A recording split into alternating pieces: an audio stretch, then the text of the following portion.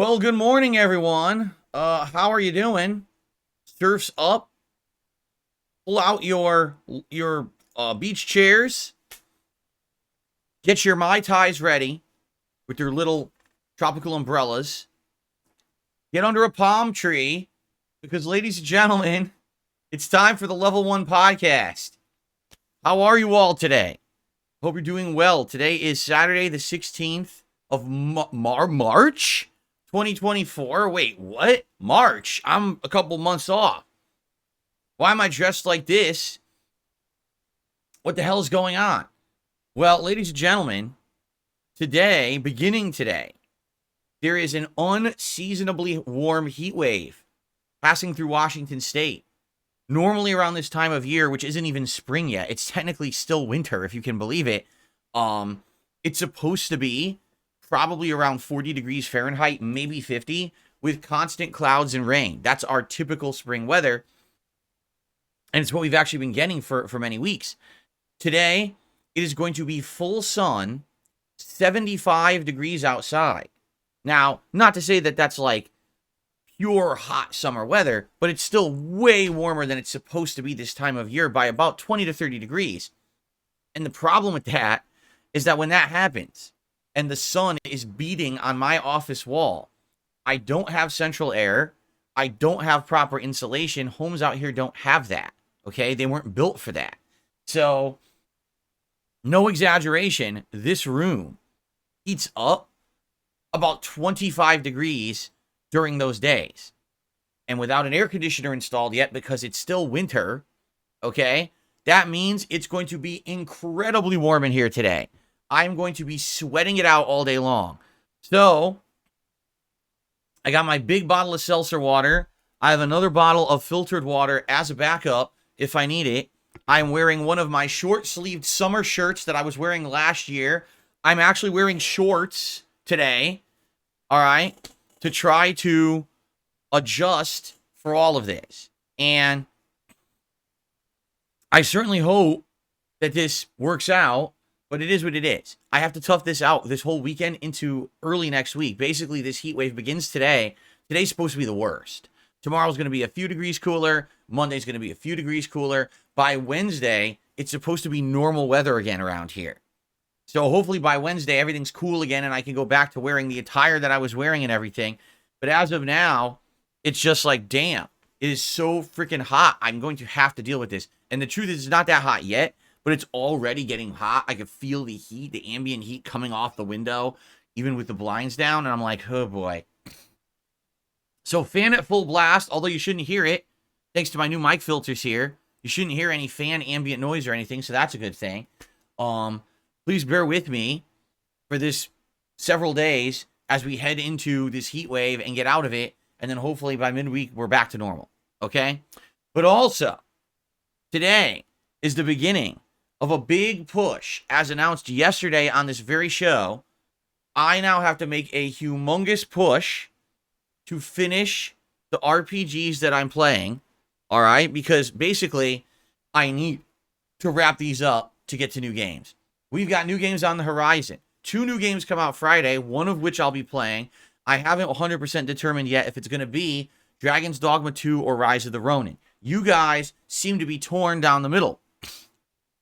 Some people want me to play Dragon's Dogma 2, saying it's one of the most anticipated games of the year, and it doesn't play anything like any of the other RPGs I've been playing, so it'll be a breath of fresh air. Others are like, no, don't even play another RPG. Try Rise of the Ronin, because it's this open world exploration, ninja/samurai style game that might be pretty fun. But then there's people who are arguing both ways. Like, don't play this one because of this. Don't play this one because of this. Dragon's Dogma 2 is another RPG and we don't want any more RPGs. Yeah, well, Rise of the Ronin is just another Team Ninja game and it's going to play with so many mechanics similar to other Team Ninja games. You're going to see it's going to be samey and you're not going to like it. So, basically, that split has me kind of undetermined, and I'll talk about that a little bit in a bit, because I am leaning towards one, and actually there's been a development in regards to one, a good suggestion that I think people would really like, that I want to run by everyone this morning. But anyway, because of all of this, today we're making the big push to finish these ongoing RPGs, namely Baldur's Gate 3, and Like a Dragon Infinite Wealth. Both of these games are heading into essentially the final chapters, and we could wrap these up within 2 weeks as long as we focus on them. But that's the catch. I have to focus on them. I have to be playing them pretty much constantly if I'm expected to beat them, so we can fully focus on new games coming out, which is exactly what I want to do. By the end of March, I want to have these lingering playthroughs done, so now we can fully invest into the new games that are out and not have to be balancing with 7 other games, and then there's no focus at all. So, I hope you guys are down for this, all right? What we'll do, let's recap yesterday, because, man, yesterday was a weird day, that's for sure. Let's talk about what we're doing for schedule-wise for the rest of the week. I have some game news for you today. Number 1, I want to talk about Tekken 8 and its new implementation of features to stop cheaters. And also, I want to talk about the PlayStation 5 Pro leaks. Although I think my take is going to be very different from what a lot of other people are saying on the internet, as you're going to see today. So, that's going to be the game news that we're going to cover. And then we'll just see what we have time for after the fact. All right? Now, one thing that I will say right up front, okay? I want to say thank you to those of you who have been along for this ride the last 2 to 2.5 months of RPG Mania. As we've termed it, I've been in the midst of RPG overload. With so many RPGs at once being played, being juggled, I haven't been able to focus really on any of them. It hasn't allowed me to make significant progress in many of them. And in some of these games, we're now approaching, 120 hours of gameplay time. And it's been wild. I want to say thank you to those who have been around, who have been hanging out and supporting. Many have not. Many have outright said, man, while these RPGs are going on, I'm tapping out. I'm not even going to watch. I'll come back whenever Phil's not playing an RPG. So, because of that, a lot of people haven't been around. And in addition to that, although I will say this, although support on some of these streams has done well, for example, notably the Baldur's Gate 3 streams have done really well when it comes to daily support, and I'm very appreciative of that. You guys have helped me out tremendously. Overall, viewership, engagement, support are all down on this channel because all I've been doing is playing RPGs.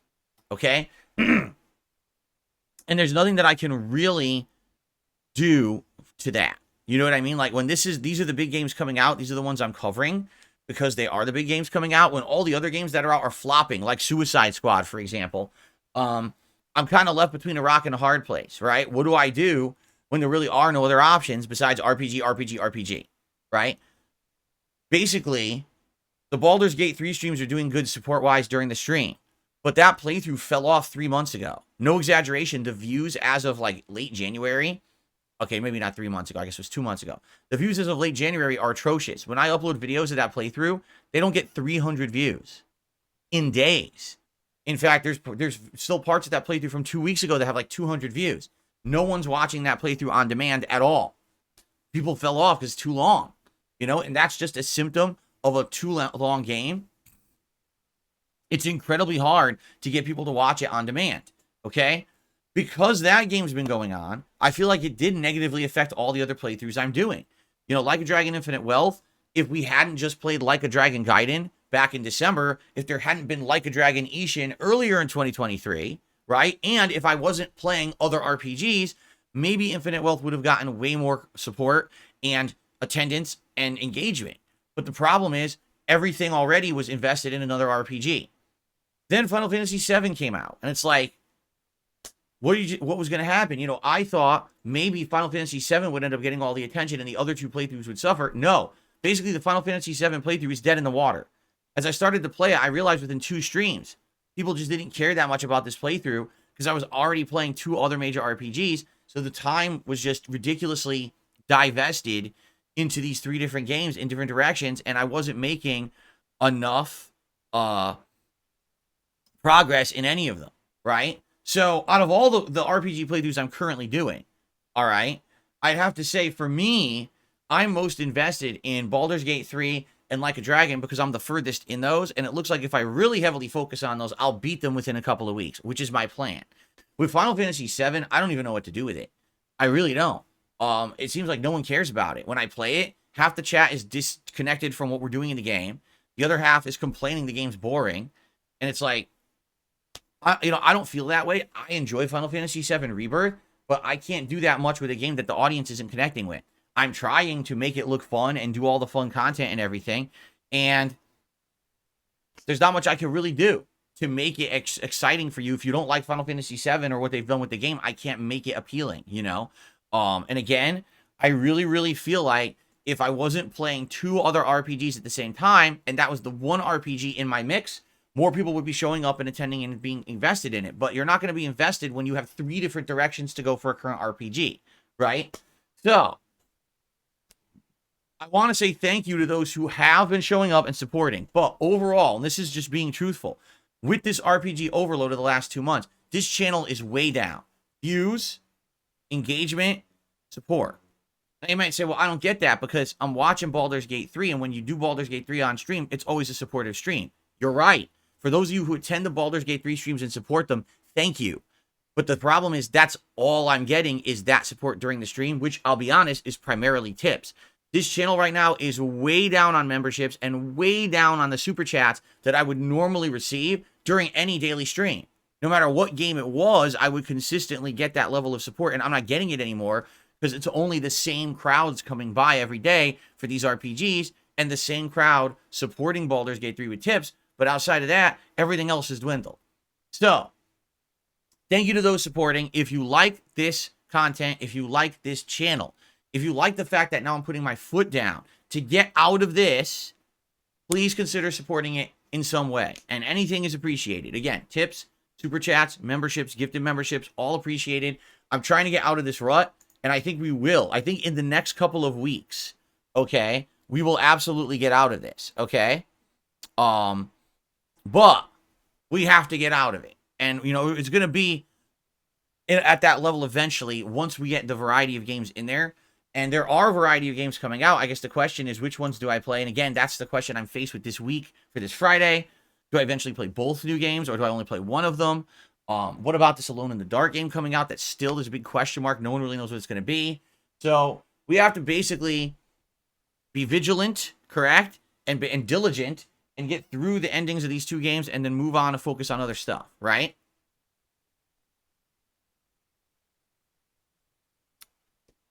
Okay, first of all, let's talk about yesterday. Yesterday was a weird day because to break up this nonstop content, okay, to break up this nonstop RPG madness, I purposefully went out of my way to make a different kind of playthrough. I bought the Star Wars Battlefront Classic Collection, and it was my intention that originally I was going to be playing the multiplayer, you know, on and off. I was going to play all day yesterday, and then I was going to play it as night streams balanced with stuff for the next few weeks. And then eventually, as the schedule cleared up, with these RPGs drying up, or not drying up, but finishing up, then I was going to maybe consider playing the single-player campaigns and stuff like that. Man, let me tell you guys something. That, wow. That was one of the worst gaming experiences I've had in a long time, and at least it was only $31.50 for me, plus tax. I think it was like $34 or $35. Thank God it wasn't a full-price game. But I mean, that is just representative of the current state of gaming, where so many games are just grade A trash at launch. And how much do you want to bet? They give it a few weeks to a few months, they'll probably fix that game. And then maybe it'll be a fun experience. And since I own it, I might go back in the future to try to play it once they fixed it. But as of right now, that is a literal definition of an unplayable game. You know, you boot it up, and first of all, they force you to choose either Battlefront 1 or 2. There's no matchmaking system that includes both or anything like that. So immediately you split the player base to 2 games, which is incredibly stupid. We already know that doesn't work from things like the Capcom fighting game collections I've played as late. You know, 3 versions of Darkstalkers in the game. No one knows what version to play, so you can never find anyone to play because there's 4 people always trying to matchmake in the wrong game. Stupidity. Then when you finally start playing, you realize the game is insanely laggy. You're teleporting all over the place. Your shots never register. Or if they do register, they kill the guy a second later. Like, I was sniping, and I was like, well, did it hit? And then all of a sudden, oh, he died. Like, wait, I fired like a second and a half ago. What? It's just so bizarre because this game is done. This game was 20 years old and was completely programmed. They didn't have to reprogram this game. All they had to do was find a way to port it to make it work with modern platforms. Yet they botched it so horribly. You know, oh my God, I was playing Battlefront 2 and I'm on Hoth, the ice planet, the winter planet from Empire Strikes Back. All the snow turns into a fuchsia patchwork that looks like plaid. What the fuck? I had never seen plaid in Star Wars before, but now I have. Like, what the fuck did they do to this? I've never seen anything so badly botched. Really. I mean, the only thing is, it is playable. Like, you can join matches and play. The matches just aren't worth playing. They're so atrocious. I mean, there were situations where there were rooms full of people all firing on each other and no one was registering. So people just unload their grenades because it's the only way you can hurt anyone. Then you just die. You don't even know what happened because it never showed the explosion from any of the grenades. You just died randomly because, you know, something blew up. Oh, okay. So, yikes. It's one of the worst ports I've ever seen. And absolutely, you should get a refund if you can. I can't because I got it on PlayStation. I am hoping, like I said, that perhaps they will fix the game in a few weeks to months. And I would like to go back and actually play it if it works. Because those games are outstanding games. They are super fun to play. But they have to work. And right now, they don't. So, I would love to try it out again when it works. But the thing was, that was supposed to be my whole day yesterday. Like, you guys had asked me, play it all day for variety because you were dying for variety outside of RPGs. And I said, all right. Wow. Mortal Wombat says the game is done like leaving leftovers in the microwave for too long. That's the best analogy I can use. They massively overcooked it, huh? Ooh. Anyway, so last night I was faced with what am I going to do? Right? What am I going to play? And we had various options, but they're all RPGs. You know, I'm not going back to Tekken 8. I already told you guys I tapped out of fighting games for a while. I need a break. Fighting games have stressed me out. I've been playing them now 9 months nonstop Street Fighter 6, a month and a half nonstop Tekken 8. I've had enough. I need a break. So I'm literally tapping out of that for now. I will go back to fighting games later this year, either for the Akuma DLC or for the Season 2 update for Street Fighter 6. We'll see which. But by then, I think there'll be more of a desire for it. People will be more into it, craving fighting games because I wouldn't have played them for a while. And I'd be happy to go back to them. But sometimes you need a break. It's like I said, even back in the day when I was a competitive fighting game player, all right, where I was traveling constantly to go to tournaments and stuff, I'd have periods of burnout where I played too much and I would feel tired of it and I would just want to get a break. And I would take extended breaks, you know, of a few months sometimes. And then when I went back, I would feel more reinvigorated to reapply myself and go back. And sometimes it would actually improve my game, just stepping away for a while and then coming back. So I think that will actually happen, okay? So, I don't want to play fighting games right now. And it's like, well, what else could you do? Well, I'm not going to do Baldur's Gate 3, because if I play Baldur's Gate 3, people are going to be upset. This has been a daytime stream consistently the entirety of the playthrough, and the few times I made it a night stream, people were very upset with me because they couldn't attend. And the people who want to see Baldur's Gate 3 are supporting the day streams. If I do it at night and I do a critical part of the story and they miss it live, they're going to be upset, right? I can't do Like a Dragon, because the Like a Dragon streams, you know, people already are barely attending. Now imagine me doing an impromptu Like a Dragon stream where the audience that would usually come can't come because they didn't know it was happening. I probably get like 10 people, right? And as for Final Fantasy VII, like I've already said, I don't even want to play it right now. I just don't. I feel like if we're going to go back to Final Fantasy VII Rebirth, we have to get to a point where it makes sense where I can focus on it and not be pulled in 20 directions with other RPGs. So that's why I said, you know what? Let's just do a late night chill stream of just me hanging out with the audience. These seem to work when I do them randomly every once in a while. I actually did one in February that did decent. And I said, let's do it. So for 2 hours last night, we just hung out. And we talked about all different kinds of topics. Really. I mean, up, down, left, right, every direction. Different topics were discussed. And it was fun. It was fun to have people come by and just ask random questions and just have a chill atmosphere. No progress was required. Nothing like that. And by the way, it ended up being one of the best night streams I've done in ages when it comes to engagement and support. Attendance was great. People engaging with the stream was great. And the support was great. And it's like, I keep telling you guys this, that I feel like the future of me on YouTube is going to be me having other things than gaming. Not to say, again, that I don't want to game, because I do. I'm a lifelong gamer. It's my hobby. It's my job. I love doing it. But I'm definitely seeing the writing on the wall that as I get older, more people just want to talk about topics and hang out than just play video games all day. So maybe it might be that I reduce the amount of games that I play and we focus only on the bigger ones that more people would want to see. And every once in a while, like an indie selection that's like a hot one that people think I would like. And then a lot of other things become into the play for content, right? Different kinds of discussion streams, hangout sessions, and things like that. I don't know. I'm just saying. It seems like every time I do one of these one-off streams, they do really well. So, you know, I'm just taking the feedback that I'm getting from my audience, right? So there you go. Anyway, those videos are live if you want to check them out. It went really well. And I hope that you enjoy if you watch it on demand after the fact. By the way, something funny that happened. So even with the shit show that was the Battlefront collection yesterday, right? I uploaded the videos, and as expected, the videos are doing all right. People want to see how bad this game is. Absolutely made nothing on the videos whatsoever. All demonetized fully on YouTube for having Star Wars content in them. So no one can make any content of the Battlefront collection because the moment it plays a piece of music or a sound effect that's from Star Wars, it gets claimed. I wish that I was kidding. No, it's music, it's sound effects, it's anything Star Wars related now gets flagged and claimed on YouTube, and you lose all advertisement rights to your video.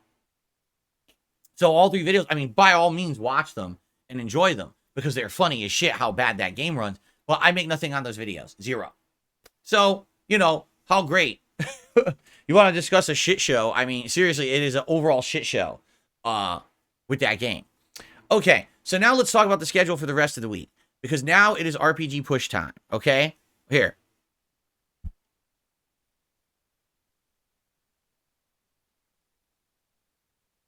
Today, it's Baldur's Gate 3. We're finishing the House of Hope plotline because we're right in the middle of the House of Hope right now. We have to go rescue the person in the prison, and then we have to break out, and people are like, oh, the finale of that mission is like epic. I'm like, okay, I guess we'll see what happens. I have no clue. I haven't spoiled myself.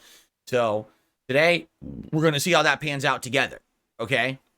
And then after that, I've basically been recommended a direction. The next thing you should do after House of Hope is go fight Orin and the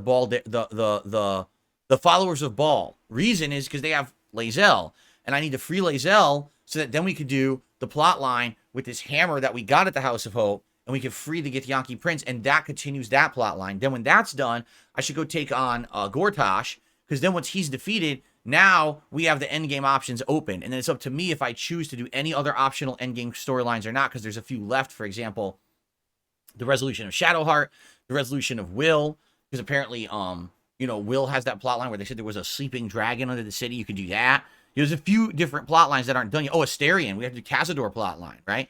So there's a few different things we can do by the end of the game. But if I do the main stuff first, I'm set up to then say, hey, do whatever, right? So I think that's good advice, actually. I think that's probably what we'll end up doing in the game. So that's the plans for today. Finish House of Hope, maybe go after the Baal followers, and go from there, try to rescue Lae'zel. That's number 1. Tonight on the night stream, it's Like a Dragon Infinite Wealth, and from now on, what we're going to do is we are just going to focus on content that will advance the story. Even though the game may shove more side content in there, like they did last time, they forced me to do the optional dungeon for a whole level. The whole point now is to make advancement. I'm not saying I'm doing no side content whatsoever in the playthrough. I'm saying let's push the story as far as we humanly can to the point of no return where it says, don't go further, you can't do side content, and then say, okay, now let's go do some of this last-minute side content before we beat the game. That way we're in position for the end, we know exactly what we're looking at, and we can figure that out, rather than lingering so long in some of these chapters and then ending up playing 10 hours in one chapter and saying, shit, we didn't advance the story, right? I'd rather just keep going with the story until we get to that point and then figure out what's the meaningful side content we want to do by the end and then do that. All right? So that's tonight. And then tomorrow, it's React Day. So DSP versus the Internet clip show on the DSP React channel, followed by Retro React of Heavy Rain on DSP Throwback. And we're almost done with Heavy Rain. Only 2 more streams of that, and we're done with it. So this will be the next to last stream of Heavy Rain tomorrow night. Okay? Monday, Baldur's Gate 3 on the first stream. No late stream on Monday night. And I know it sucks, because this month, in the middle of me already being backlogged on games, I've had to take many streams away, and it sucks, but now this should be the last one. I'm going to be wrapping up private patron React videos for the month. I'm also going to be wrapping up the behind-the-scenes work that has to happen for my business, and I should be able to come back and do full-time streaming after that, meaning no more streams away. For the rest of the month, I should be here double streams, okay? Tuesday, Baldur's Gate 3 and Like a Dragon Infinite Wealth. Wednesday, Baldur's Gate 3 and Like a Dragon Infinite Wealth. Yes, I know, for those who don't like those two games, you're probably going to be very upset with me, but we've got to finish the games. You have to understand this is good for everyone. If you like the games, you're going to get more of them right away. If you don't like the games, they're going to finish quicker. So this is the way to fix this stuff, okay? I'm off from streaming on Thursday. When I come back on Friday, I'm either going to be playing Dragon's Dogma 2 or Rise of the Ronin. This is what we need to determine this week. What am I playing on Friday? All right? I've got two schools of thought. Here, bear with me when we talk about these. With Rise of the Ronin, it's not an RPG-style game. It's action-based. It's open world. People are saying it's a fusion of Assassin's Creed and Sekiro. So it's got the platforming and sneaking of Sekiro, but assassination-style stuff like Assassin's Creed. Yes, it does have combat. And a lot of people are saying it is more difficult combat, similar to Dark Souls / Sekiro. However, the game has difficulty levels that make it easier. So for those who want more of a button masher rather than worrying about skilled combat, you can make it that. All right. However, some people who've played it said it is kind of samey and repetitive. And within 3 to 4 hours, they're bored of the game because the whole game is the same kind of open world sneaking. And it does become very boring after a while and too grindy, not fun. So there's, again, that's the early previews. That's the feedback people were giving. Some people really loved it. Some people don't like it. All right. Undoubtedly, I really feel like there's going to be variety if I play the game. But the question is this going to be a game that fizzles out within 2 streams? And then you've seen it all and then it's boring, right? Don't know. With Dragon's Dogma 2, this is a game that a lot of people are anticipating. All right. A game that, over a decade in demand. Dragon's Dogma 1 did pretty good back in the day and actually built more of a cult following over time. When it first came out, it did okay. But then people started to appreciate it more over the years as there were different versions. Remember, it was released for like that middle console gen and people more played it then. And personally, I really liked Dragon's Dogma 1. However, I'm going to be honest with you guys. It's a very lengthy, grindy RPG. I personally remember, this was before the days of me doing direct capture and live streaming, nights where I would just sit around grinding the game to get more levels for my characters so that when I played it on camera and next, I would have advancement. Because if not, it would have had walls where I would have hit, oh, I can't beat this part. The enemies are too high level and stuff like that. So I don't know how this one's going to be. It is over a decade later. Perhaps it's not like that. I like the fact that in the game, you have a group of party members that are called pawns, and you can basically program them each to fight a different way. So you can have like one guy be a barbarian that's gung-ho fighting, and another one who's a magic user who stands back and kind of supports everyone and then attacks enemies. And you can program. Really, it's interesting. It's very, very interesting the way that the game plays because it's so different than other RPGs, okay? And it is action-based, meaning it kind of is like Monster Hunter combined with Shadow of the Colossus, but also combined with an RPG. It has all those elements in it, which is kind of neat. You climb a giant enemy while others are distracting it. You start stabbing it in its weak spot, and then all of a sudden it gets bowled over, and now it's weakened. Now everyone can pile on it with damage and stuff. It's pretty neat in that regard. And I definitely liked the game when I played it over 10 years ago. But I don't know if it's going to hold up today. I don't know if a modern audience will like this or say, this is too grindy, too boring, too slow, again, within a couple of streams. So it seems to me like no matter which game I choose for Friday, there's potential it could do well. There's potential it could fizzle out within 2 streams. And so how do you make the right decision? I honestly don't know. All right? I don't know. Personally, if I had outright freedom to choose what I wanted to do, I would play Dragon's Dogma 2. That's the game I actually wanted to play more to begin with before we went into this conundrum of what to do. I wanted to play Dragon's Dogma 2. But then a lot of people yelled at me and said, don't play another RPG. You're playing too many.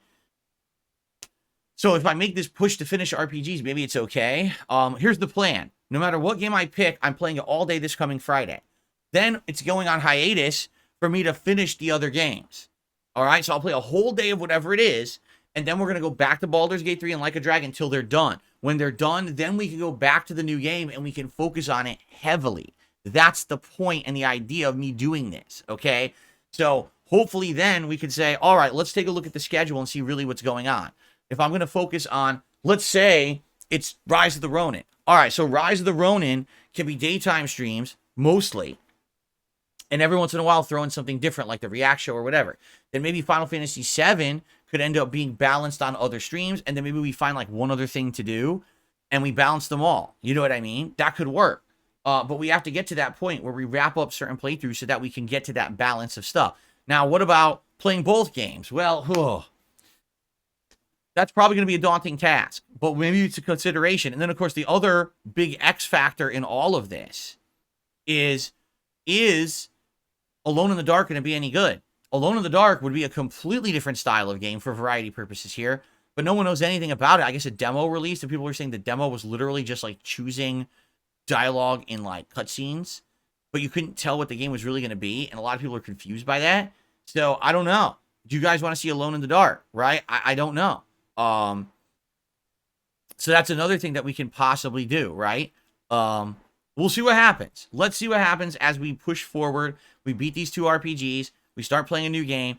Then we'll figure out the rest of the schedule. Now, the other thing, okay, coming up on April 6th, that is my birthday. And we're going to do a marathon during my birthday of just fun hangout sessions.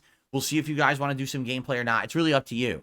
But my idea is during that day, all right, I want to do a gaming schedule update. And the gaming schedule update is going to be all the games that now have release dates for the rest of the year. We're going to go through the whole schedule and lay it out. So we're going to see what's coming out in April, May, June, July, August, all the way. And then we can get a good idea of the gaming landscape. Because the last time I did this was Christmas, and a lot has changed since then. A lot of game release dates have come out now, and now we can figure this out. You know, the problem was we couldn't figure it out previously because there's too much going on. I was already juggling too many games. We got to figure this all out now, okay? So, yeah, like that's the deal is I know it's going to be a rough few weeks because we're going to be pushing the same 2 games till we get them done. And then on top of that, I don't know what new game to start, and I don't know if I'm going to play both new games or only one. You know, it's tough. Let's keep talking about this. Please give me your feedback over the next week. I need to know what is the new game you guys want to see me play. You want to see Dragon's Dogma 2 or Rise of the Ronin? We have a few days to figure this out because I want to announce it by the end of this week what I'm playing. Now, there is an idea that one of my moderators actually came up with. He basically said, hey, if you play Dragon's Dogma 2, here's something cool you can do. On your day off this coming week, you and your wife can sit down and download the character creator on your Xbox. You can make your main character, but she can make a pawn. And now the cool thing is that's like she is contributing to your playthrough by creating this pawn character that's going to join you along your journey. And I said, oh, that's a neat idea. And I proposed that to Kat, and she absolutely loved it. She was like, I love this idea. I would love to contribute by making a character for you. So that's something we can do if we choose Dragon's Dogma 2. We don't have to. I'm just saying if that's what we go with, that's what we can do for it. Okay?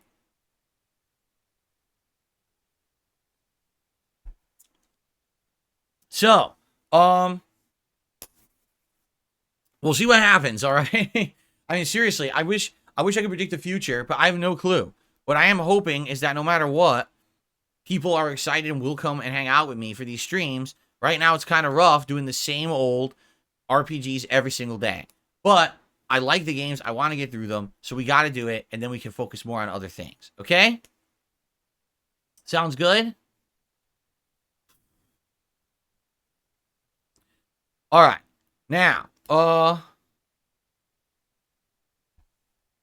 trying to think. Oh, guess what? Glasses off. Transition over. It's time for DSP News because we got 2 news stories that I want to talk about today before we get to shout outs and other segments of the show. All right. 2 news stories. Our first news story of the day is regarding the PlayStation 5 Pro. Yes, there are rumors all over the internet, not confirmed yet by Sony, that they are making an actual PlayStation 5 Pro console. And, of course, the speculation is wild and rampant about what it's going to be, when it's coming out. So here's what's being said. Keep in mind, all of this is just speculation. None of this is confirmed at all. So it could all be complete hogwash that people are making up. Okay? PlayStation 5 Pro will have 8K resolution support. You know, the massive demand by consumers for 8K resolution. Let me tell you, I have been waiting for this for so long. You know, for that giant screen that I have on the side of my building outside. I made my entire wall of my house a projection screen. and I wanted to see 8K, and I'm just so upset that they don't have 8K resolution in video gaming yet. So I'm so happy that that's what they're going to have on PS5. Whatever. 3 times more powerful than PS5 and Xbox Series X. Because again, let me tell you, my number one concern is the power of the console. All the games look so terrible today. They're like, you know, like pixelated stick figures moving around. What we need is more power to keep these games moving. 45% faster. Oh man, the worst thing about the current level of generation of consoles is the loading times. I totally hate that when I boot up Baldur's Gate 3 that I have to wait like a half a second between loading screens. I mean, that's awful. Oh, you know what else I could be doing during that half a second? I could be picking my nose. I could be wiping my ass. I could be shaving my ass hairs. But instead, I got to wait half a second and waste that time. If they could get it down to like 1 microsecond of loading, then that would truly be revolutionary, right? Let's continue. 4 times ray tracing, as opposed to the 3 times ray tracing that we have now that we all hate. I mean, nothing worse than booting up a new game and seeing the lighting and saying, my God, only 3 times ray tracing? We got to have 4. This is terrible. I hate these graphics, right? New AI, super resolution upscaling tech. Oh, so if a game doesn't have full 8K resolution built into it, you'll have AI to upscale it. Because let me tell you, right now in its current state, AI is absolutely foolproof in everything that it does and could never, ever screw anything up. We all know from Google Gemini and all this stuff. Oh, it's perfect. I can't wait to get AI involved in my game renderings. I'm just so excited for that. A stable FPS performance at 4K.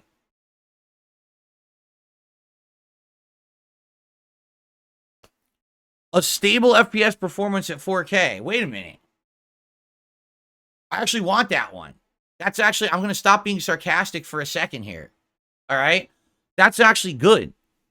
That's actually seriously good, because my number one complaint, the reason I'm being so facetious and sarcastic about these stats that they're coming out with PS5 Pro, that is a supposed PS5 Pro, we have no idea, okay? It's pretty simple. Right now, current gen consoles can't even play games at 1080p resolution at a smooth 60 frames per second, right? Like, case in point, Dragon's Dogma 2 is about to come out on Friday, and it is locked at 30 frames. Why? Because they can't get it to run at 60. So let me reiterate. You can't get games to run at 60 frames per second on a resolution that's been the industry standard for a decade. So now you're going to push, 8K resolution, 4 times ray tracing. No. Shut the fuck up. Nobody cares about you pushing graphics further. You haven't mastered what you've already done. You know what I'm saying? This is like saying, we invented a new car that can easily drive 200 miles per hour smoothly. All right? But by the way, the car we just made that drives 150 miles per hour, the wheels just keep falling off of it. But we made a 200 miles per hour car now. Well, your previous model doesn't work. Things always have problems. Fucking wheels keep coming off. Who cares about that? We're going to go 200 miles per hour now. What are you, fucking stupid? You have to perfect the technology that you have now first before you then want to push the technology further. You haven't mastered what you have yet. Again, here's the funny part about all of this, right? Just because Sony is intending, perhaps, because it's a rumor, to put all of this into this new PS5 Pro, there is absolutely no evidence whatsoever out there that game developers will use any of it or know how to use any of it. They can't use what's in the current PS5 to make a smooth game. So why in the holy hell would you really think that they're going to be able to do this with a console with more power? It doesn't make sense. They're not utilizing the power that's existing there now. They don't know how. They haven't optimized it, right? So if anything, stop pushing hardware and start working with game devs to make your games better, right? I think that's the real problem here, is that the game devs are having a hard time. They haven't figured out how to harness the power of what's even there in the current gen hardware. So why the fuck do we need another upgrade? It just doesn't make sense to me at all, right? Like, oh, my car already, I don't know how to get it to drive properly, but let's make a car that's more powerful. But your current car doesn't drive yet. Why do you want a more powerful car? Are you stupid? And the funny part about it is, Yeah, a lot of people online are really fucking stupid. They're all reporting this information. First of all, I love that they report it as fact. Oh, this is coming. It's coming later this year. It's going to be here by holiday 2024. No one said anything about that yet. Sony hasn't confirmed it. There's no confirmed information. It's just a leak, and it could be completely fabricated. So everyone reporting it as fact is a disingenuous piece of shit who shouldn't even be putting any information on the internet. They should be shut off from their social media. Locked out immediately, and you can never post again because you're an asshole. Okay? But as for those who are like rejoicing about it, why? Like, just because maybe it's a slow news day and you don't have anything to talk about, and all of a sudden now you have rumors to report on. So rejoice for you because you're going to get some clickbait today, right? But for anyone else who's in the industry, gamers were probably, why do we care? These game devs are not utilizing the hardware that's there. You can't, 1080p 60 frames is very fucking reachable for both the Xbox Series consoles and the PS5. There's no excuse besides lack of talent that these game devs cannot hit that mark. And they're not doing it. They're not hitting that mark. So now you're telling me there's going to be more hardware. Why do I care? They're not using the current hardware. The capability is there. It's squandered. Now you're going to make us pay more money for more hardware that will literally sit there and be squandered and not used. You don't need that, right? You just don't need it. I don't get it. Why are people freaking out? Why would Sony want to make this, first of all? I don't know. What benefit is this to Sony to sell a bunch of other consoles that no one's going to fucking utilize the stuff in? And, you know, what game developer is screaming at Sony saying, man, your console's too weak. We want to make better games, but your console's just too weak, man. None of that has happened. You know? None. Who the fuck has an 8K television right now in the industry? Does anyone have an 8K television and they want to play in 8K? What the fuck are you talking about? This is not common stuff. This is stupid. And, you know, I understand that maybe it's a time frame. Every console gen, it kind of does this. First, you had the Xbox 360, then you had the Slim, then you had the better version. You had the original PS3, then you had the Slim, then you had the next one, PS4, PS4 Slim, PS4 Pro. Okay, so maybe Xbox One, Xbox One S, Xbox One X. Stupidest name I've ever heard. So maybe what it is now, they've all just got so into this pattern of game release or console release, certain amount of time passes, streamlined version of the console, certain amount of time passes, pro version of the console, certain amount of time passes, right? Maybe, and they're just so in that they just want to stick to that, even if the industry and the market doesn't demand it nor want it, they're just gonna stick with that anyway.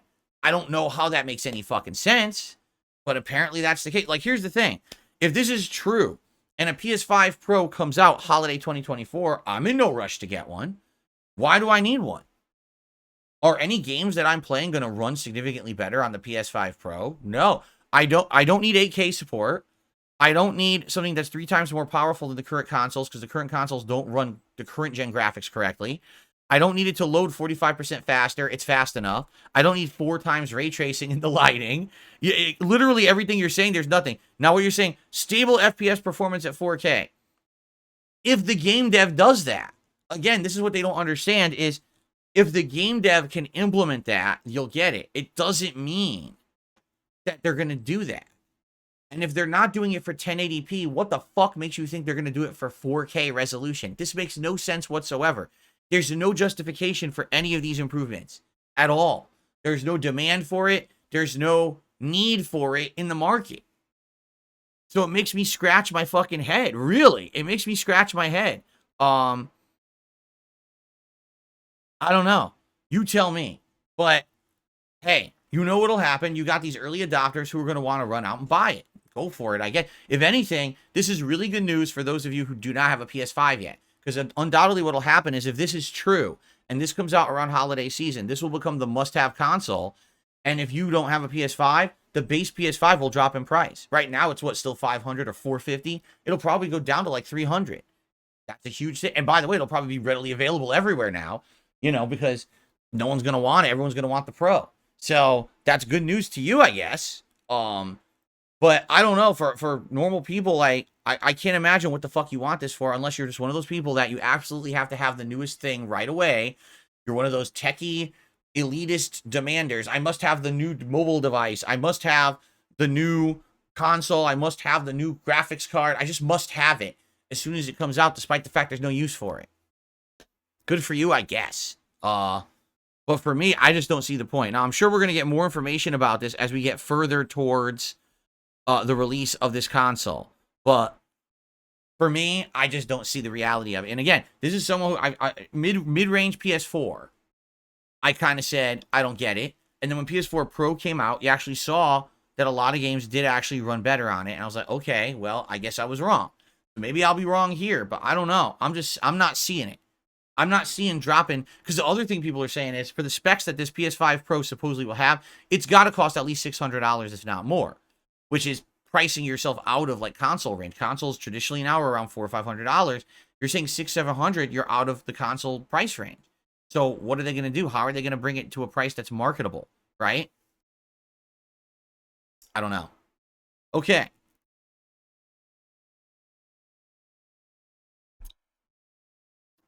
The other news story I have for you today is kind of a funny one. So as you know, I am pretty much fighting gamed out. I'm not going to be playing fighting games anytime soon. But at the higher ranks of Tekken 8, which likely is probably about where I was and a little higher than where I was in the ranked matches, apparently there has been a big problem with people who are playing the game nonstop, but then they cheat. So how can you cheat in Tekken 8? Well, it's very simple. You play, and if you win your match, you stay, and you get all your ranking points, and you rank up. If you're about to lose, you pull the plug. You pull the internet out of your console. And if you do, it drops the match. The way that Tekken 8 works is if a match drops, no one gets any points. But you also don't lose any points. It just cancels the match as if the match never happened. So imagine if you were playing a game, and you only could gain points and never lose, you would always level up. And that's what's happened. There's actually people in Tekken 8 who had been playing for about a month and a half, and literally never lost any ranking points because they just cheated every match and pulled the plug. So because of that, you had people who were actually way higher ranks than they should have been. And people were infamously angry about this. In fact, there's one player who's was ranked I think top 5 in Tekken 8 since its inception, since it came out in January. And we're like, this guy's not even good. He literally is just a cheater. He'll beat scrubs, and then whenever he's about to lose, he pulls the plug, so he just stays at the top and never loses his leaderboard spot. This is bullshit, and something needs to be done. So people have been complaining nonstop to Harada, the main lead designer of Tekken, since the game came out. You got to fix this. So finally, a few days ago, there was a big public post by Tekken and Harada himself saying, we have now implemented a system where we can detect someone who's an infamous plugger. That's what they're actually calling them, pluggers, because they pull the plug during the match, okay? So if you're an infamous plugger, and we've seen that you've disconnected a certain amount of times, there's no way that's just like a coincidence. You're doing it on purpose, and we're going to purposefully ban your account from being able to play online moving forward. So that's pretty crazy. That basically, the first time ever this is being implemented. No one's ever done this before. To be clear, no one's ever done this. In some games, what used to happen is if a match dropped, it would actually hurt both players, right? So if it hurts both players, it sucks, because if you're not the person who pulled the plug, you get penalized like you did something wrong. That's not fair, but it also would penalize the person who pulled it, so they would have less incentive to do it. It would make sense. They're going to still lose the ranking points, so why even disconnect? There's no point. So in that case, people were deterred from doing it because everyone would lose, right? In the case where no one loses if you pull the plug, there's really no way to deter the plugger. So that's why they actually have reached out and tried to figure out who are the infamous pluggers, and they've done it. So here's the deal. Yesterday, Low Tier God jumped on Tekken 8 to do his nightly rage session of playing the game and literally plugging all night whenever he's about to lose. And he found out that his account was banned live on stream. So you might say, ha, got him. So finally, these people get their just desserts. Except there's a little problem with that. What ends up happening is you can just make another PlayStation Network account. Yeah, you could just do a second account. And then you can immediately jump right back on and play again. The difference is you have to start from the bottom. You have to start your ranking over. So it is funny. It's the equivalent of, you know, man, you got punished. You got reset to 0. And now you got to play again from the start. But what's to stop the person from just doing it again? And especially if they're better at the game now because they've been playing it for a while, what's to stop them from just plugging over and over and within a week or two, get right back to the level that you were at, right? So it's not a foolproof solution. Essentially, it's a hindrance for these pluggers. It's not going to stop them from doing it, but it's going to make them deterred from doing it. You know, it's like an example here, right here on YouTube, okay? I have 24-hour subscriber-only mode on my chat. Does it stop trolling all the time? No. There's still people who can make troll accounts, come in and troll, and then they get banned, and then they have to wait another 24 hours because they have to make a new account for it to talk again. It's a deterrence. They could keep trolling, but it limits the amount of trolling. I think that's the idea behind banning pluggers, is we know it's not going to stop the plugging action entirely, but at least it deters the worst ones from getting ranks they don't deserve, and they're going to have to systematically, every once in a while, restart their rankings because we're going to keep catching them and banning them and catching them and banning them again. So, you know, there you go. That's interesting. It's never been done before in a fighting game. And it was funny because it happened live on stream to all of LTG's audience, and everyone made fun of him for it, of course, because he literally just does it, apparently blatantly, in front of everyone. Like, literally in front of everyone, he just does it overall. And there's concrete evidence that he's just an infamous person doing it, and he got banned. But I guess what people were, at least as of the last time that I was looking at it, there were still some of the infamous pluggers, and they were still on there and weren't banned, and people are scratching their head. Why has it not banned them like the top people? Why are they still in there and not banned yet? So I don't know. I guess we'll see if they actually get those people or not. But I just think the whole thing's stupid. Like, I think that it is very dumb that sadly people could pull this off, and that it's got to the point where now devs have to take action because these people are so fucking desperate to have some kind of online recognition for a virtual ranking on a leaderboard. I mean, you have to be the biggest loser on the planet to be pulling the plug during a fucking online fighting game match. Listen, I rage at fighting games. I lose at fighting games because I suck at them a lot of the time, okay? I get frustrated. I'll insult my opponent. I'll say very, very mean things. But I don't pull the plug. A loss is a loss. Even if people get it by underhanded means or spamming or whatever it is, a loss is a loss. You just deal with it, all right? And I don't know how much of a fucking bitch you can be in life that you literally would pull the plug on a fighting game match. I mean, of all the things in life that you could have some responsibility for, right? To get away with responsibility, the fact that you lost in an online fighting game match, you have to be the biggest bitch on this planet. And I mean that too. Anyone out there who's ever pulled the plug on a fighting game, you are a fucking bitch. I mean, God, do you have any semblance of discipline, decency, or responsibility in your real life? Because if you're pulling the plug on a fucking fighting game online, that means absolutely nothing. And you somehow value your online rank. I mean, holy shit, you are a bitch. And there is no way that anyone can dispute it. The moment that you do it and you pull that plug, and if you're doing it publicly, that's even worse. You just proved you have no fucking manhood whatsoever. You're a coward. You're a creep. You're a fucking loser. Don't fucking pull the plug on an online virtual game. You can't, I mean, wow. I can't fucking believe people would do that. You have to be like the lowest level of fucking manhood to do that. I mean, wow. I'm sorry. It's not, this is not directed at one particular person. Can you imagine the guy who apparently is top 3 in Tekken 8 ranked online? I mean, what a fucking life loser. This is all you do. You sit around playing Tekken, pulling the plug all day. This is your claim to fame in life. Wow. So now you're banned. So now what are you going to do with the rest of your fucking life, you loser?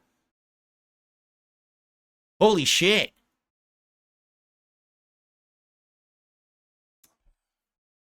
Anyway, again, with as many losses as I've taken, as many licks as I've taken, as much as I've sucked at fighting games, and yes, I acknowledge that I get angry and I rage online and I say naughty things, I don't pull the plug because I'm not a bitch. Okay. That's the game news for today, everybody. I hope that you enjoyed it. And at this point, we're going to get to shout outs because it's already past noon. So let's do some shout outs here on the stream and we'll see where the timing takes us. We start today with No Tango Dinero, a first super chat of the day. He says it's Saturday party with the boys. It's already getting hot in here. Already, it's raised since I started this podcast. It's actually gone up by about 10 degrees in this office, and it's continuing to get hot. I'm glad I'm wearing this stuff today at the same time.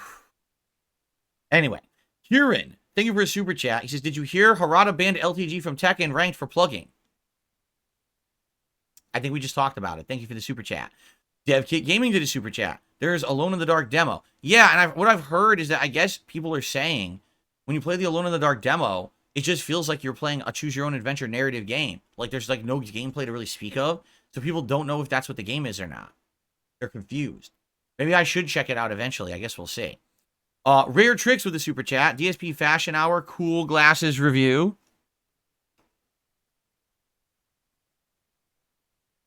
And, oh, so Rare Tricks, that's the latest super chat. Let's get that on the leaderboard.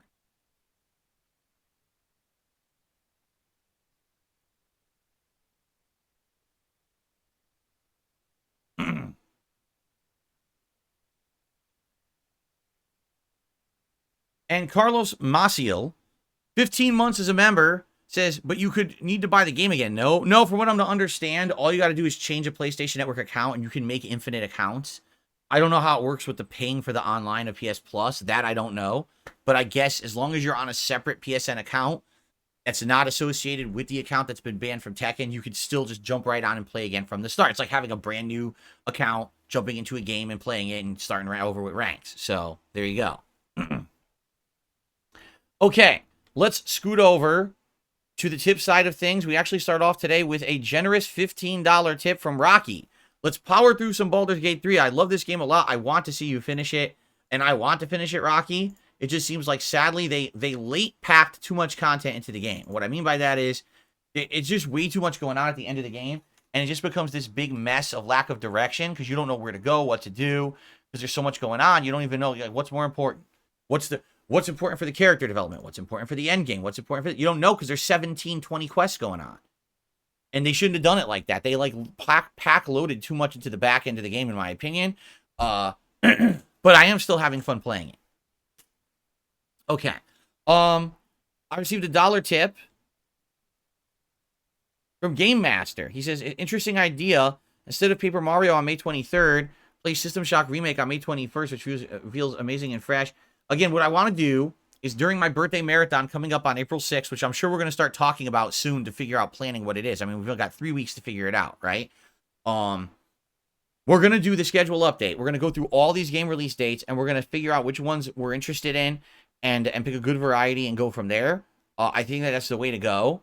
Right now, I don't think it really makes sense to be looking at May and try to figure it out when we don't even know what exactly we're doing the next few weeks. You take it one by one, right? But yeah, thank you for that interesting feedback. And yeah, maybe we will look into System Shock update or upgrade or whatever it's called. Was it remaster on console? Because up to now it's only been on PC. And people asked would I play it on PC, and I said I don't know. I do have the mini PC. I don't know how well that would work. But maybe if it's on console, we could do it if you guys want. Okay. Okay, I received a $12 tip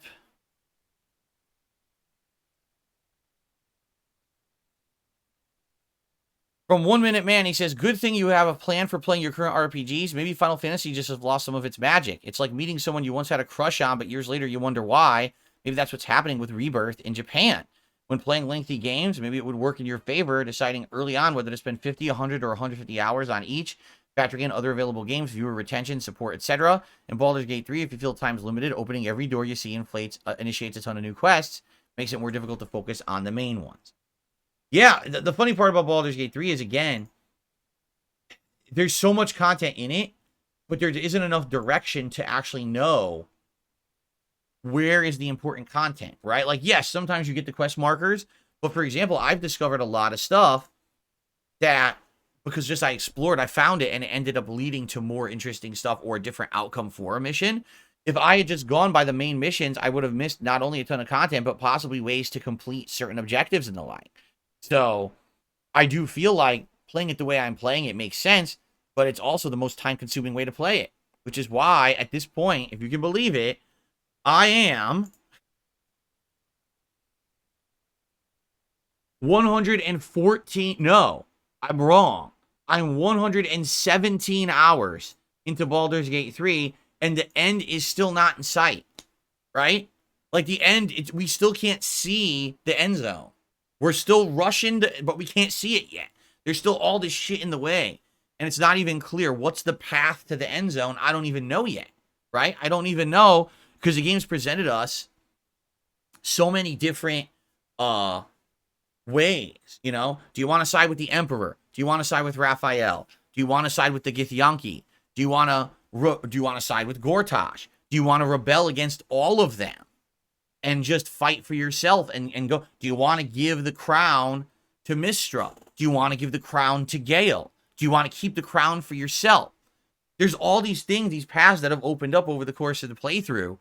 And it's like, how on the hell do you know what to do? I don't. I literally don't know what to do or what would be the best outcome. I'm just going to have to make a decision for myself, I guess, once we get to the end. And then figure it out from there, right? Right.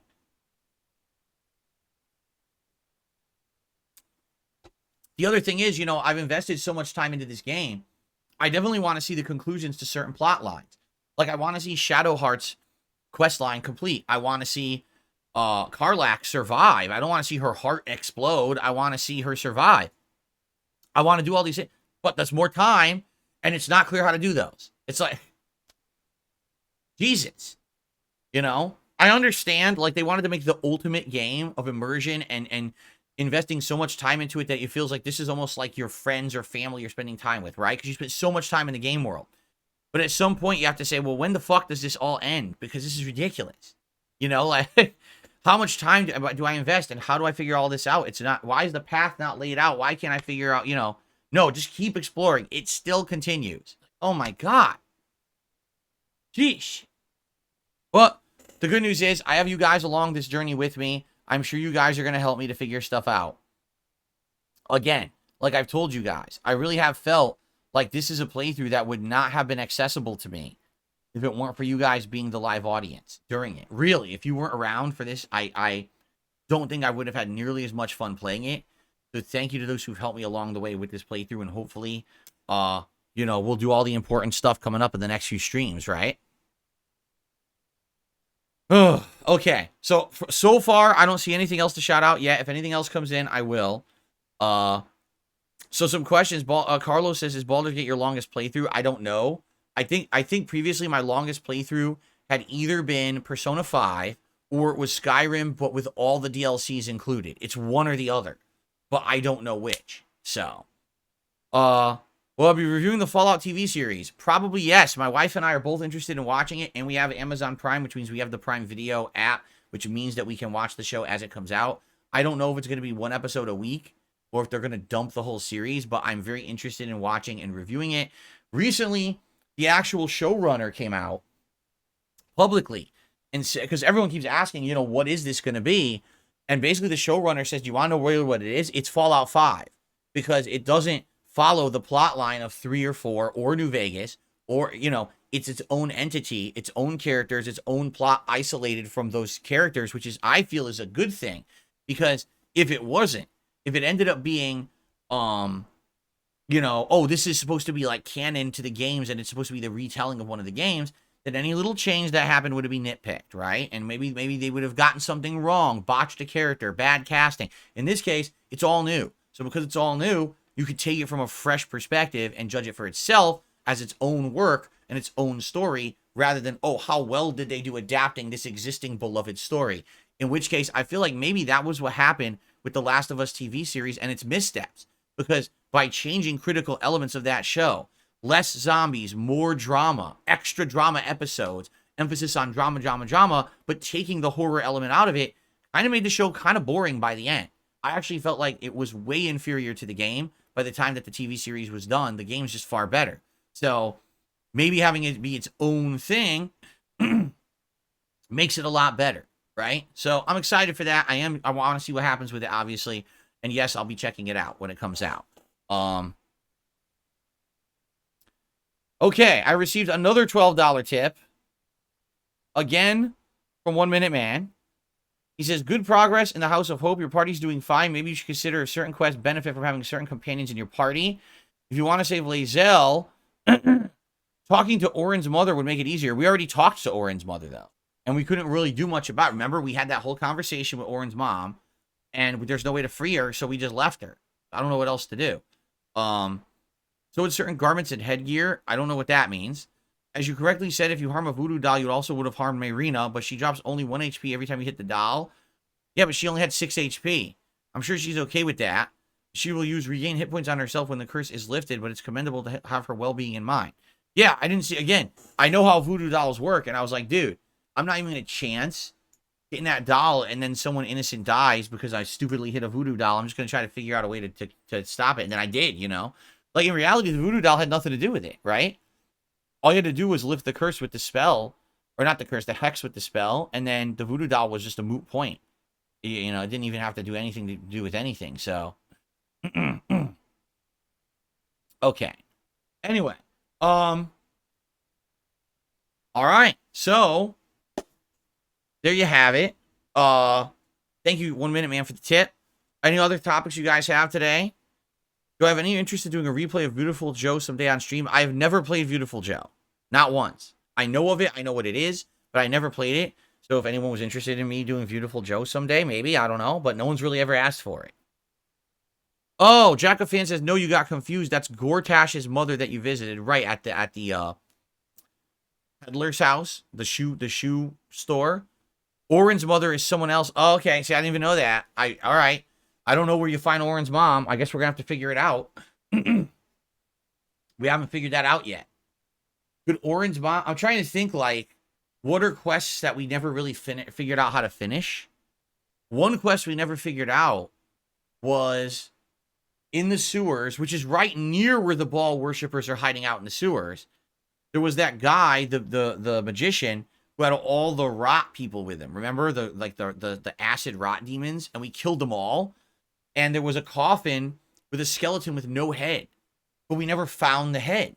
So because of that, we never were able to complete that and figure out what it was. Could that be involved? Because it's right near the ball worshippers area. Maybe it is. I mean, there was also... excuse me. There was also that tiefling girl who we found down there near some far enough point of power. But then she just disappeared, and we have no idea what else is there. I don't know. That's what I mean about the game. It's just confusing to the point where how are you supposed to know this shit? Well, if you have a guide, or if you endlessly sink time into it, you can find these ways around stuff, and it's like, that's just frustrating. Again, you know, I love the game. I am enjoying it. I like the fact that we've had great interaction and engagement during it, but you have to understand that I don't have endless time to just sit here and explore. I want to make a push to beat this game in the next 2 weeks. I want to finish this game by the end of March. I have to finish this game by the end of March. I can't have it lingering any further. So we have to figure out what's truly important to finish this off. So if there's ways around this stuff, I'd like to do it. But it also sucks that people might have to just outright spoil it for me because the game's not straightforward enough. You know? Dick around for hours. Right? I don't know. Anyway, all right. No, I've not seen a Spider-Man multiplayer game trailer. I don't know anything about that. All right. Anyone else have anything they'd like to talk about? Please tag me in the chat if you do. We'll have a little bit of discussion before we end the podcast today.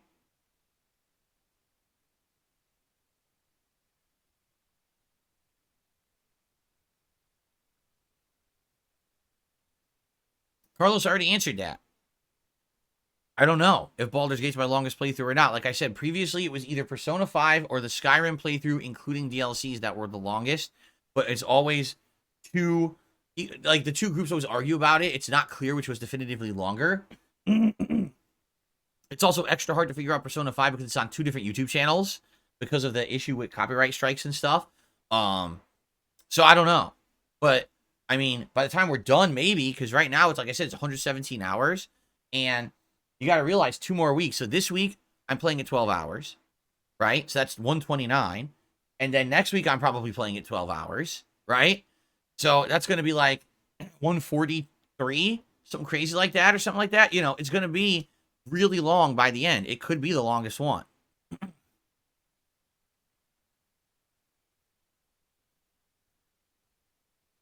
Well, I watched the upcoming Harry Potter show on HBO. I did not even know there's a Harry Potter show on HBO.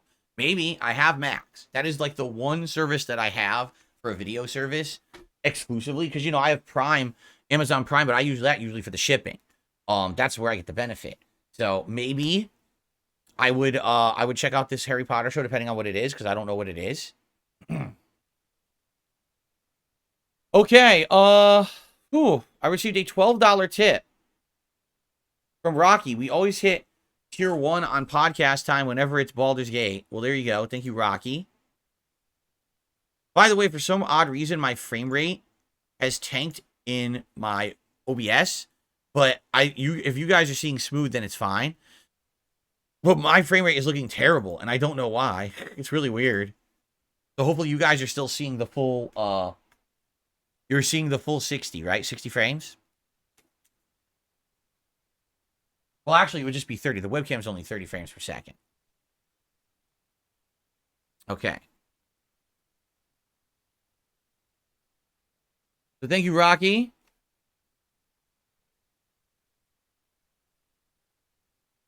No, definitely my original Skyrim playthrough is not the longest because in my original Skyrim playthrough, remember, it was me playing offline. So actually, things went a little faster there as opposed to me playing online. The second run that I did a few years ago was longer because of the interaction with the stream. And then I also decided to do all the DLC content along with that playthrough. While in the original playthrough, they were separate series. In that playthrough, it was all one continuous series. So definitely the second Skyrim playthrough from a couple years ago is the longest of the two. That's the longest playthrough there.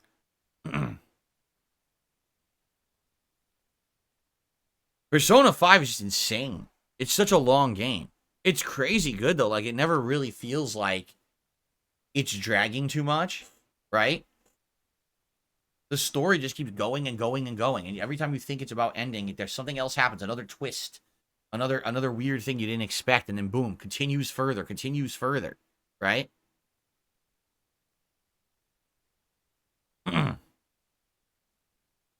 All right, anything else, guys? Wow, you guys clammed up. What happened? Why was everyone so quiet? Usually, we're hustling and bustling here in the chat. For some reason, today the chat's dead. Like, what happened? Did you all fall asleep because we're playing Baldur's Gate today, or what's going on?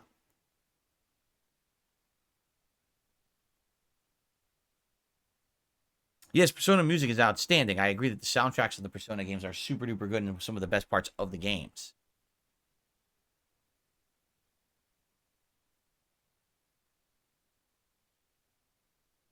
Played Morrowind many years ago as a kind of throwback playthrough. First of all, when I first moved out here 10 years ago, all right, I attempted a Morrowind playthrough on my PC.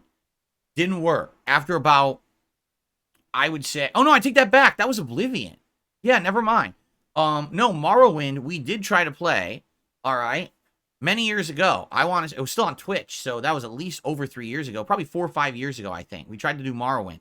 And that's where one of the songs comes from. It says, go straight, go right, go straight.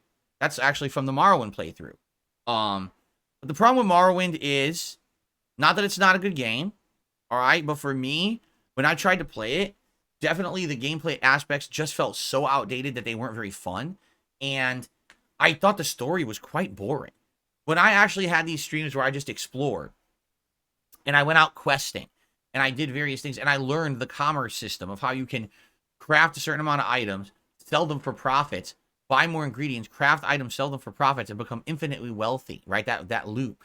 Or with the magic system, that you can actually abuse it to have enough regenerating mana that you can essentially float away and go anywhere you want in the game. These are systems that are fun because you can see that this is where the series used to be in the past and how those evolved over time into games like Oblivion and Skyrim, right? Like, it's cool to see the origins of that. It's very similar to when I was playing Knights of the Old Republic, and I saw a lot of similarities between that and what later on came out in other BioWare games like Mass Effect, right? It's cool to see those origins. But as a game, I play it and I'm like, I couldn't stomach it. You know, I actually think we did maybe like 20 to 30 hours of it. And after a while, I was getting so bored. Every time we played it, I was like, oh, we got to play this again and go to the story place again. And it's grindy and it's repetitive and it's just like tedious. And I was like, I just didn't like it. I got so bored with it, we gave up, you know.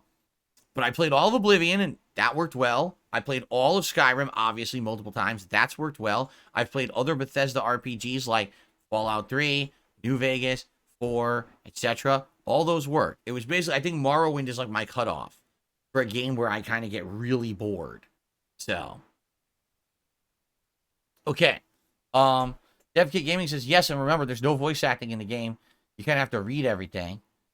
Is that true? No, there was some voice acting in the game, right? Yeah. And then we had a disgusting person sending me a dollar tip with gross stuff, so I'm just not going to read it. They're an idiot. Okay. This guy says, I know you're going to choose between Dragon's Dogma 2 and Rise of the Ronin, but will you play the other one eventually? I don't know. I really don't know. I mean, it really depends on what you guys want. I would play both. If we finish these games up that I'm playing right now, and the schedule is essentially one of the games and maybe like Final Fantasy VII, maybe I could play both. But the other thing is then Alone in the Dark is coming out. And then in April, there's games coming out. So again, we're going to have to be forced to pick and choose.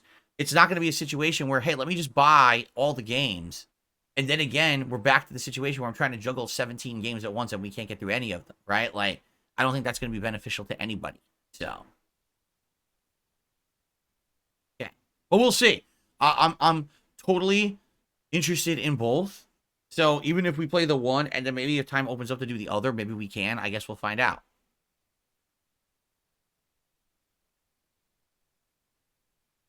No, Kat and I have no interest in doing Stardew Valley. If we did, we would. Our next, I announced this yesterday. Maybe you missed it. Our next co-op playthrough, and this will be in the schedule soon, Beyond Two Souls. So that's another thing that we're going to be doing is Beyond Two Souls co-op. Probably once a week, maybe twice, but probably at least once a week once we get it started within a week or two. We'll see. Probably maybe by the end of March we'll start it. We'll get into the schedule. And we're excited for that. I think that's going to be very fun to do that co-op because she's never played it. I haven't played it in 11 years, right? There's a little bit of a co-op aspect to it. It's going to be a fun narrative for us to go through together. So I think it's going to be fun in that regard. We're going to have dual headphones because now I have 2 sets of these Hori neck phones. So now we'll each have our own pair, which will be nice. We'll both be able to hear properly. I think the only challenge will be the mic. Like, how can we both be easily get heard on the mic? Because I don't know. And nor do I have the... I'm not going to buy a whole other mic setup right now. So we're going to have to share the mic. What I'll do is I'll put the mic in front of her. Like, move it to be right there in front of her. And then I'll just project my voice more so that you can pick me up. You know, the thing is, I have filters on the mic now. So I would definitely have to kind of adjust things to get it the sweet spot so you guys could hear us. But I think we'll get it right. And then we'll get this setup going for co-op. You know, it'll work better and go from there. But yeah, but that's the next co-op we're doing is Beyond Two Souls. Likely in the next few weeks, we'll start that up. I'll let you know when we start doing it regularly. The game is about 10 hours long. It could be longer, depending. So it's going to be at least 5+ streams of that. So it'll be good. It'll be consistent, like a month plus, where Kat will be on streams at least once a week, hanging out with us and playing a fun game. So that'll be nice.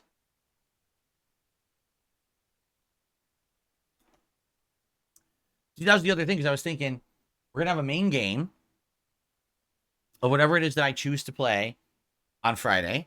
We're going to have Final Fantasy VII in there in the mix. And we're going to have that co-op with Kat. We're still going to have the React days. So all of that, right? And then you got to figure out what time we have left. By the way, I mean, this has to be said, at some point, I got to bring back Elden Ring. Because we have to get in that run. We have to keep going to the point where we unlock the Underground Palace to get to Moog and beat Moog so that we are in line to do the DLC. So at some point, we have to bring back Elden Ring as well into the mix. I don't know when we'll do that. Let's see here.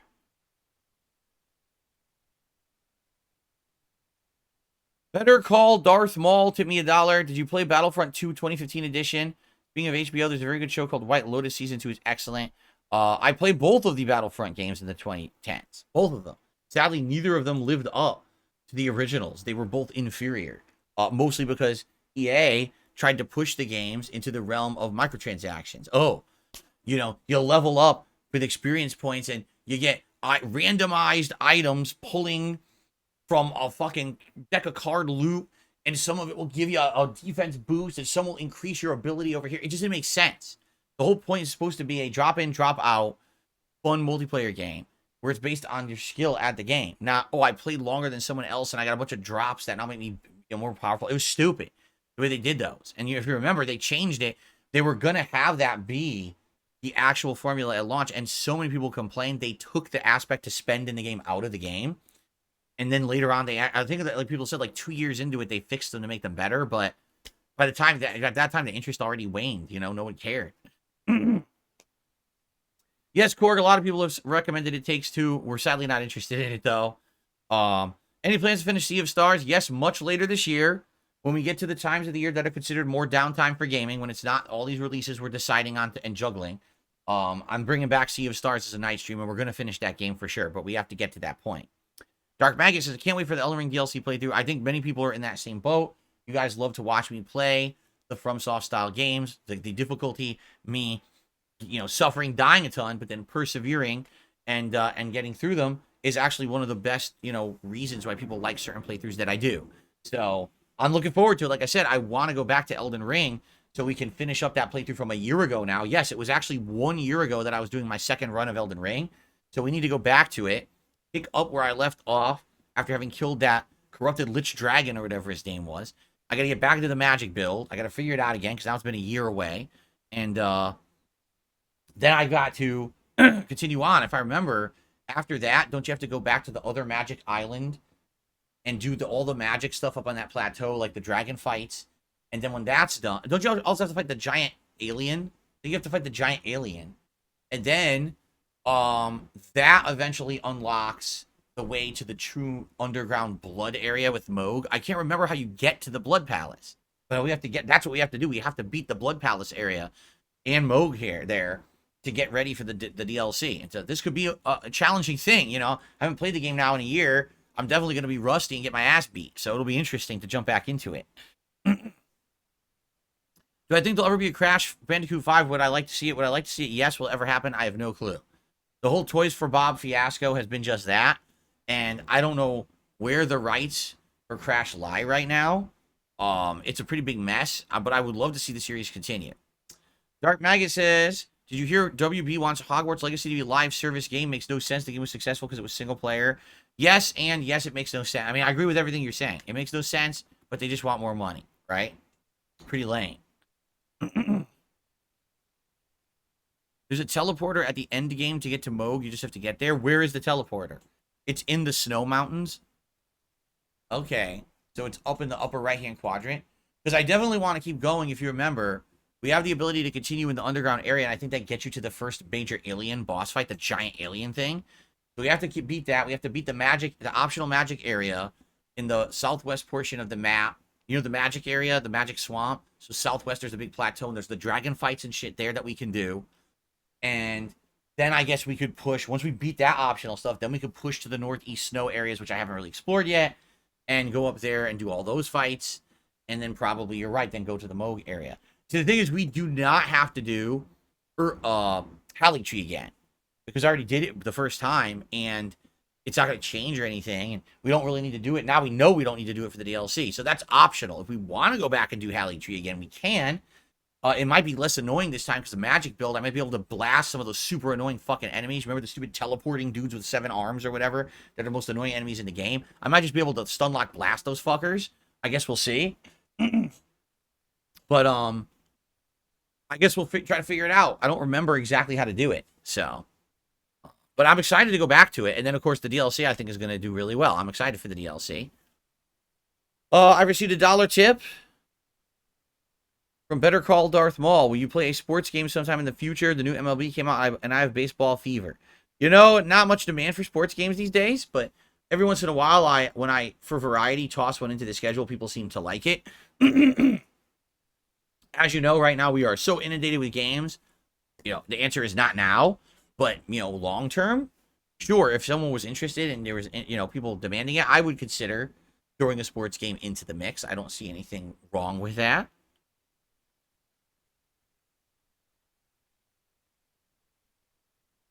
Wow. So Jason just said, people have no right to complain about live service games when everyone is basically fanboying over Helldivers 2. See, I don't even know how Helldivers 2 works. I thought it was just an online co-op shooter where you join into a lobby and you go into these missions where you fight the bug aliens or whatever. I don't know anything about the structure of the game, like how you level up or anything like that. Is it considered live service? I don't know. Again, I haven't played it. All I know, it's online co-op required. If you play it by yourself, it's not good. You have to be basically doing online co-op to get the game. And I don't do co-op, as you know, and there's reasons why. So because of that, it's not a game that fits my style, and that's why I haven't played it.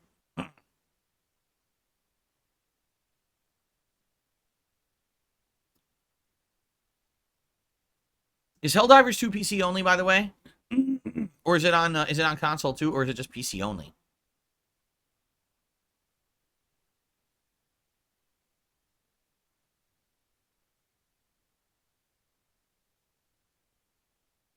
Everyone's very quiet. I told you today, for some reason, you guys are very quiet. Usually chat way more than this. I don't know what happened. What's with the chat rate being so low? It is on PS5. Okay. Cool. I was going to say, because honestly, I don't know if it would run on my mini PC. If my mini PC even works, I haven't booted the thing up since, shit. When was the last time I booted up the mini PC? Right?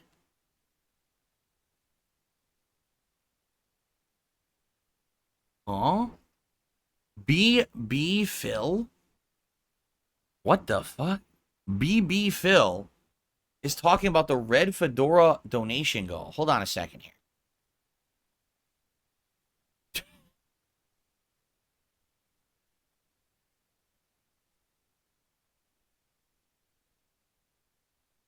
When is the Red Fedora donation goal active and on what channel? So, first of all, there is no Red Fedora donation goal. Can we clarify? There is 3 goals that are based on the level of tips that I raise on any given stream, and that goes for any channel. That goes for this channel, the React channel, or the Throwback channel. Now, the React channel and Throwback channel, I only stream on once a week. This channel, I stream on all week. Okay? If we have $50 in tips, I put on Gunner glasses. If we raise $100 in tips, people get to vote on a hat for me to wear during said stream. Now, that's dependent usually on certain circumstances. Number one, what hats have I worn recently? If there's a hat that I've worn recently, and sometimes several times recently, I will not have it in the running for a particular stream. But also, weather and heat. For example, today it's very hot outside, meaning it's going to be very hot in here. I'm not going to put on a knit hat today. I'm not going to be putting on a big stuffed hat like the Bender hat. It's too much. It's going to overheat me. So I'd usually look to be wearing like a lighter hat on a day like today. So the Red Fedora is one of many. I think I have something like 12 hats or something that I've worn over time that we alternate in these polls. What happens is if we hit that goal of $100 in tips raised on a stream, people will vote on 4 different hats, and whatever wins the poll, that's what I wear for the rest of the day. The Red Fedora is in there. It is possible that on any stream that I do, if we hit $100 in tips, that people will vote and the Red Fedora will be hit, and then we wear it. But it's not a given. It's not a guarantee. Sometimes, the Red Fedora will win a poll. Sometimes it won't. So just because we hit a goal, it's not guaranteed that I wear the Red Fedora that given day. Okay, that's how it works. Now, there's a top tips goal as well, $150. And if we hit that, then people vote on a vest for me to wear. And I have a variety of different kinds of vests to wear as well. I have colored ones. I have, gaudy ones that are themed towards things. Like I have one with Pokemon on it. I have one that's bright orange, like the one Marty McFly wears in Back to the Future. All these different ones. So, Red, yes, we heard about Sweet Baby Ink. We talked about it a little bit, but we never really covered it fully. But not really the kind of story that I would cover that much, I don't think. So, I've only played the Stalker series once during a marathon at Halloween. I didn't like it, so I never played it again. I was wearing shades earlier because it is unseasonably warm here today in Washington, so I was kind of, doing a parody of the fact that it's so hot, you gotta wear shades, wearing short sleeve shirt, shorts today, There you go. Okay. Is it time to adjourn? I think it is, right? So, thank you guys for your support this morning. Thanks for chilling with me. Thanks for the discussion. I hope you enjoyed the show. And now RPG Madness begins. Let's hope for maximum progress today in both RPGs that I'm about to play, because we got to beat them sooner rather than later, right? And hopefully you guys will enjoy. I hope so. All right. So thank you guys for watching. Thanks for enjoying. And tomorrow, obviously, I'll have an update on everything that went down today in each game, and hopefully maybe some more news and stuff to discuss as well. I guess we'll find out. But in the meantime, everyone, thank you so very much for a great show. I hope you enjoyed, and I hope to see you soon. Another edition of the Level 1 podcast here on DSP Gaming.